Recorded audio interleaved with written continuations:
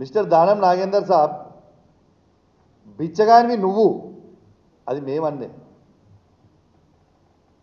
మీ ముఖ్యమంత్రి నువ్వు బిచ్చగానివి దివాన్ షా బార్ దగ్గర బీడీలు అమ్ముకుంటున్నావు అని అన్నది మీ ముఖ్యమంత్రి రేవంత్ రెడ్డి గారు. బిచ్చగాని అనేది నువ్వు, మేం కాదు కదా. పూటకో పార్టీ పూటకో మాట ఉండేటోనివి నువ్వు కదా. కాంగ్రెస్ పార్టీలో ఉన్నావు, దాని తర్వాత తెలుగుదేశం పార్టీ పోయినావు, దాని తర్వాత మళ్ళీ కాంగ్రెస్ పార్టీకి వచ్చినావు, మళ్ళీ తర్వాత మళ్ళీ బీఆర్ఎస్ పార్టీకి వచ్చినావు, మళ్ళీ కాంగ్రెస్ పార్టీ పోయినావు. You are named as a cheater of Hyderabad. నీకంటే పెద్ద చీటర్ ఈ ప్రపంచంలోనే లేడు. ఫ్రస్ట్రేషన్లో మాట్లాడుతూ ఉన్నావు. మొన్న ఈ పార్టీలో చీట్ చేసి పోయి కాంగ్రెస్ పార్టీ నుంచి సికింద్రాబాద్ పార్లమెంట్గా చేస్తే ప్రజలు నీకు బుద్ధి చెప్పిర్రు. రేపు నువ్వు ఎమ్మెల్యేగా కాదు, మాజీ ఎమ్మెల్యేగా శాశ్వతంగా మిగిలిపోతావు. గ్యారెంటీ నాగేందర్ రాసి పెట్టుకో అని చెప్తా ఉన్నాను. ఇక కడియం శ్రీహరి మాట్లాడిండు. రెండో బెంచ్ ఉన్నదట, మూడో బెంచ్ ఉంటుందట. అరే మీకు సిగ్గులు శరాలు లేవా? నేను అడుగుతున్న పార్టీలు మారిన వాళ్ళకి లేవా? మీకు సిగ్గు శరము లజ్జ మానం ఇజ్జత్ లేని వాళ్ళ మీరు మొగోళ్ళే కదా, పెద్ద పిగుడుగాలే కదా మీరంతా. మరి మీకు దమ్ముంటే రాజీనామా చేసి ఎలక్షన్ రా, ప్రజలు జవాబు చెప్తారు కదా. కడియం శ్రీహరి గారు పచ్చి మోసగాడు.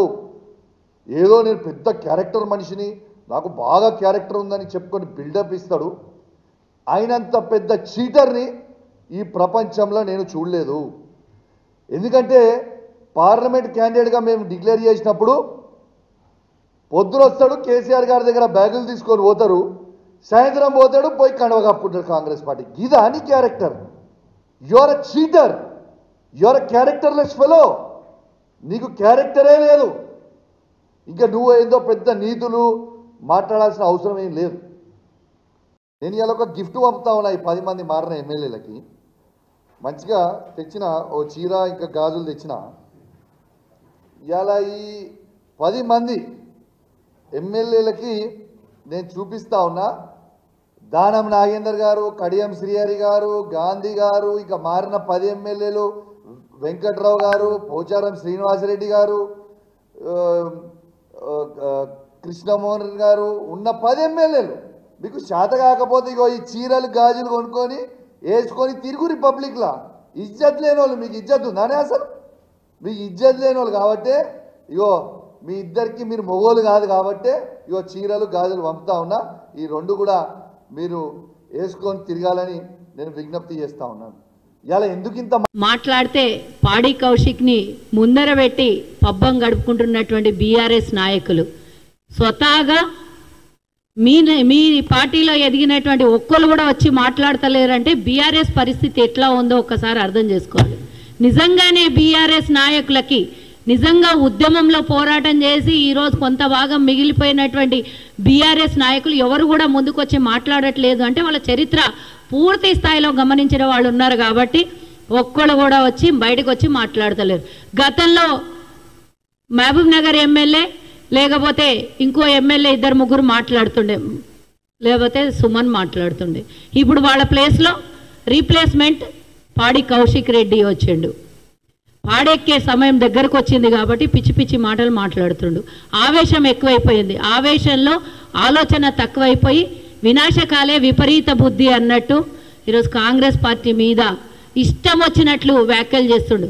ఈరోజు నేను కాంగ్రెస్ పార్టీ మీద కాదు, మా తెలంగాణలో ఉన్నటువంటి అరభాగం కన్నా ఎక్కువగా 51% ఉన్నటువంటి మహిళల్ని ఉద్దేశించి నువ్వు ఏదైతే అవమానం చేసినావో దాని గురించి మాట్లాడదలుచుకున్నాను. నేను మాట్లాడితే కాంగ్రెస్ పార్టీని తిట్టి పోస్తున్నావు కదా. అసలు తెలంగాణ ఉద్యమంలో తెలంగాణ కోసం కొట్లాడినటువంటి భాగస్వామ్యం ఎంత? నువ్వు ఆంధ్ర పెత్తందారులకు పబ్బం కట్టి నువ్వు ఆ రోజు వైఎస్ఆర్సీపీ రాళ్లు పట్టుకొని తెలంగాణ ఉద్యమకారులని తరలించి కొట్టినటువంటి చరిత్ర నీది.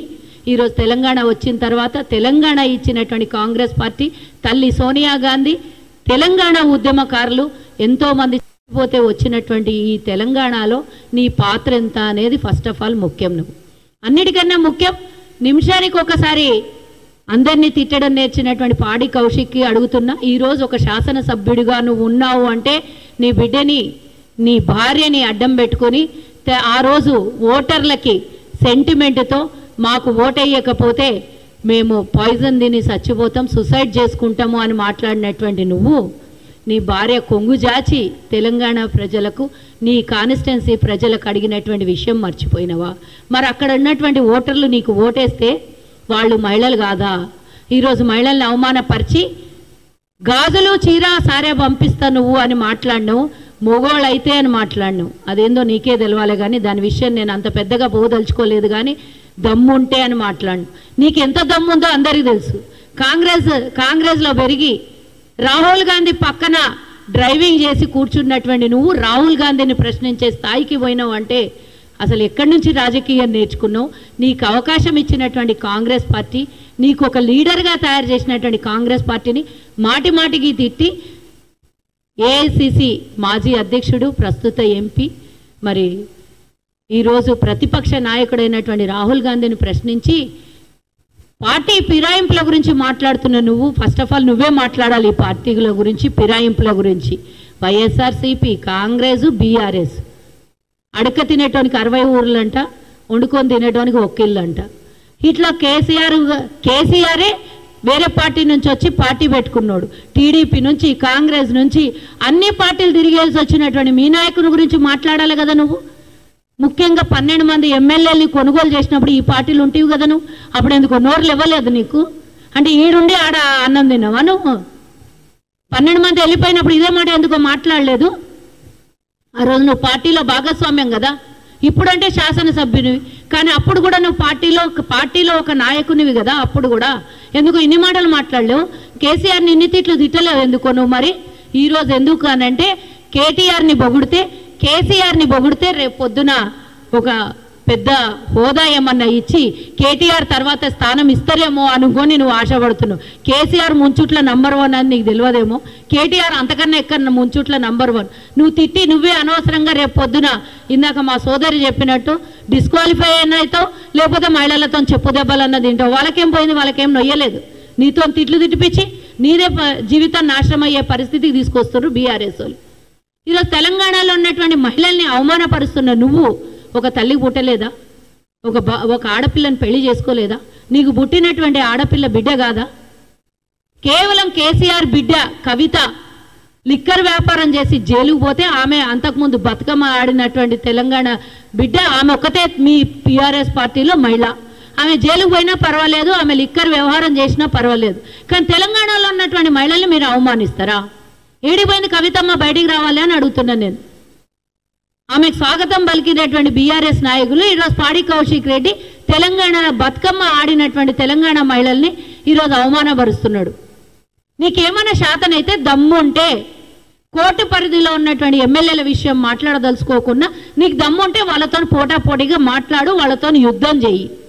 కానీ మహిళలని అఘోరపరిచి మహిళలను ఉద్దేశించి గాజులు పంపిస్తా, చీరలు కట్టుకొని మాట్లాడు, చీరలు కట్టుకొని వచ్చి ప్రెస్ మీట్ పెట్టు, చీరలు కట్టుకొని వచ్చి వ్యవహారం చెయ్యి అని మాట్లాడుతున్నావు. మేమందరం ఇక్కడ మహిళలం ఉన్నాం, మేము కూడా నాయకులం ఉన్నాం, చీరలే కట్టుకుంటాం మేము కూడా. మరి మేమందరం రాజకీయం చేయట్లేదా? మేమందరం నాయకులుగా ఎదగలేదా? మేమందరం వ్యవహారం చేస్తలేమా? అంటే చీరలు కట్టుకున్న వాళ్ళందరూ శాతగానోళ్ళ? శాతగానోళ్ళు ఎవరన్నా ఉన్నారంటే అది బీఆర్ఎస్ దొంగలందరూ అనేది ఈ సందర్భంగా తెలియజేయాలి. దొంగలందరూ కలిసి ఊళ్ళు అమ్ముకున్నట్టు మీరు అందరు కలిసి ఊళ్ళు అమ్ముకొని 12 మంది పోయినప్పుడు ఒక్కొక్కరు కండువా కప్పలేదు కేసీఆర్ అని చెప్తున్నావు. ఈరోజు 12 మంది ఆయన ఫామ్ హౌస్లో నుంచి బయటకు వస్తే కదా ఒక్కొక్కరు కండువా కప్పేది. 12 మందిని ఒక్కసారి బర్ల దొడ్డిలో బర్లను కొన్నట్ల కొనుక్కొని ఒకళ్ళకి మంత్రి పదవి ఇచ్చి, ఒకళ్ళకి జిల్లా పరిషత్ చైర్మన్ ఇచ్చి, ఒకళ్ళకు కాంట్రాక్ట్లు ఇచ్చి, ఒకళ్ళకేమో చైర్మన్ పదవులు ఇచ్చి, ఇట్లా రకరకాలుగా పదవులు ఇచ్చి బయటికి వెళ్ళి వచ్చిన వాళ్ళకు మీ నాయకుడు, ఇప్పుడు ప్రజెంట్ ఉన్న మీ నాయకులు పదవులు ఇవ్వచ్చు, పార్టీ ఫిరాయింపులు చేయొచ్చు, సిఎల్పిని విలీనం చేసుకున్నానని ప్రకటించవచ్చు. ఇన్ని చేసినటువంటి వాళ్ళకు ఒక్క మాట కూడా మాట్లాడవు నువ్వు. ఎందుకంటే ఏ ఇంట్లో తిని ఆ ఇంటి మాటలు మాట్లాడేటో నువ్వు.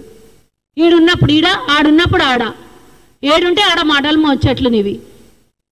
అరే సిగ్గుండాలే నీకు పాడి.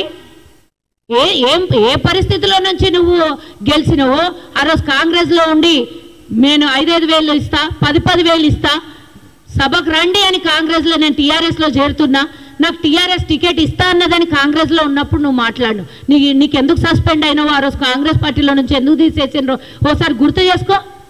ఈ చరిత్ర దరిద్రం కూడా చరిత్ర నీది.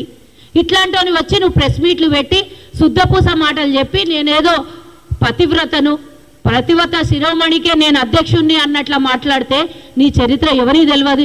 ఇంకొకసారి గిట మహిళల్ని కానీ కాంగ్రెస్ పార్టీని కానీ నువ్వు వ్యంగ్యంగా కానీ ప్రెస్ మీట్లు పెట్టి మాట్లాడినావు అని అంటే చెప్పు దెబ్బలు కొడతారని మా సోదరు చెప్పినట్టు వాళ్ళు ఎవరో తెలంగాణ ప్రజలు కాదు, మేమిడ వేదిక మీద ఉన్నటువంటి 5 మందిని చెప్పు దెబ్బలు కొట్టడానికి. ఇంతకు మించి నేను మాట్లాడదలుచుకోలేదు. బహిరంగంగా మహిళా సమాజానికి మొన్న కేటీఆర్ మహిళల్ని అగౌరవపరిచే, అంతకుముందు నువ్వు గవర్నర్ని అగౌరవపరిస్తే మళ్ళా మొదలైన సీతక్కని అసెంబ్లీలో అవమానపరిచినావు, ఇప్పుడు మళ్ళీ వచ్చినావు మహిళల్ని అవమానపరచడానికి. నీకు అసలు మామూలుగా లేదు, నీకు ఓసారి పడితే కానీ నీకు అర్థమయ్యేటట్ల లేదు. నువ్వు బయటికి ఎట్లా వెళ్తావు చూస్తాం బిడ్డ, క్షమాపణ చెప్పకపోతే అని తెలియజేస్తున్నా.